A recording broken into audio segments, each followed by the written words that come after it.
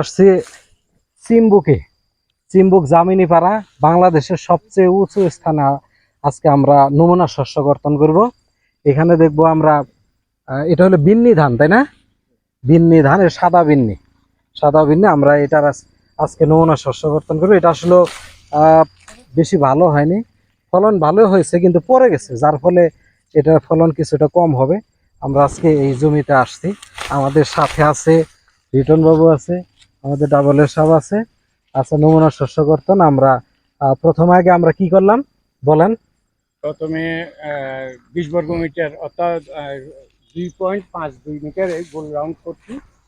গোল round করে চারিদিকে গোল round করার পরে আমরা গোল রাউন্ড থেকে কাটবো। কাটার পরে এটা ওই 2.52 মিটার গোল রাউন্ড নিলে হয় 20 বর্গ মিটার। এই 20 বর্গ মিটার আমরা কাটাই ঝাড়াই মারাই করার পরে আমরা মেপে দেখবো কত কেজি হয়েছে। এটার ভিত্তিতে আমরা প্রতি 40 শতক বা একরে বা হেক্টরে ফলনটা নির্ধারণ করতে হবে। এটা অর্থাৎ আমরা যে রাউন্ডটা নিয়েছি এটা হলো হাফ শতক, তাহলে দুই দিয়ে গুণ করলেই 1 শতক হয়ে যায়। যদি আমরা 33% বের করতে চাই তাহলে 33 দিয়ে গুণ করব।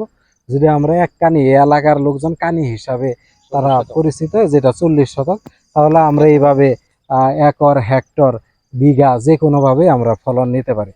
এখানে এই বছর পরিমিত পরিমাণে বৃষ্টিপাত হয়। এই বছর জুমের ফলন অন্যান্য বছরের তুলনায় অনেক ভালো হয়েছে।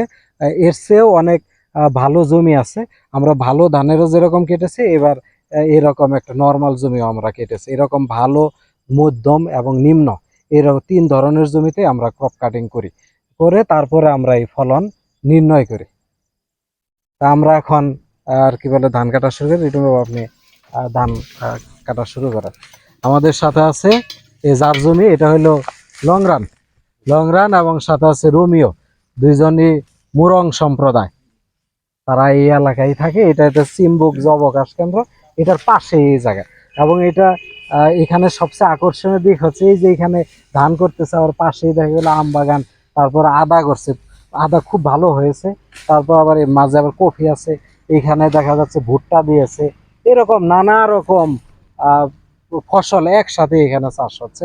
এই যে এখানে আমরা দেখলাম যে খুব সুন্দর পেয়ারা এসেছে, কিন্তু পেয়ারা এখানে তো আপনারা বিক্রি করতে পারতেছেন না, তাই না? পারলেও খুব কম, কিন্তু অথচ আমরা মার্কেটে দেখি 80 টাকা, 70 টাকা, 60 টাকা এরকম প্রতি কেজি পেয়ারা এখানে। পেয়ারাটা সুস্বাদু, ছোট ছোট পেয়ারা, ভিতরে লাল হয়েছে, দেখতে খুব আকর্ষণীয় এই জায়গায়। তা আমরা আজকে এটা সম্পূর্ণ কর্তন করে তারপর আমরা দেখবো যে কিরকম ফলন হয়েছে। সেটার উপরে নির্ভর করে আমরা সেটি রিপোর্ট দিব যে আসলে এইখানে পাহাড়ে কেমন এই বিন্নি তারপরে জুম ধানের ফলন হয়েছে। তা আমরা লাস্ট পর্যায়ে দেখি কত ফলন হয়। ঠিক আছে, 5 কেজি